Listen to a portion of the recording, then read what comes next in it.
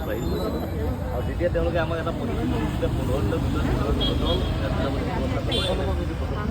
আৰু অসুস্থ হয় এই 4 গুণীয়া এটা মানে আলোচনা তেওঁলোকে ঠিক কৰিছে কিন্তু তেওঁলোকে আমাক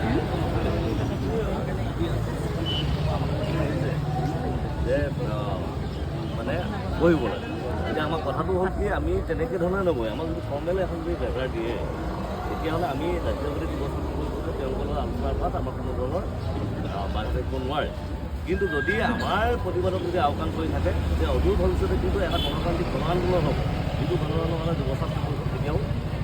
দুখী খাই বস্তু নহয় যিহেতু আমি গণতান্ত্ৰিকভাৱে প্ৰতিবাদ কৰিছোঁ আৰু আমাৰ প্ৰতিবাদক সন্মান কৰি গণতন্ত্ৰৰ যিটো চৰিত্ৰ সেই চৰিত্ৰটো অপূৰ্ণ ৰাখি যাতে NSPC প্ৰতিপক্ষ আৰু অসম চৰকাৰ আৰু ভাৰত চৰকাৰ যাতে বিষয়টো গুৰুত্ব দিয়ে আৰু আপোনাৰ জৰিয়তে আমি যাতে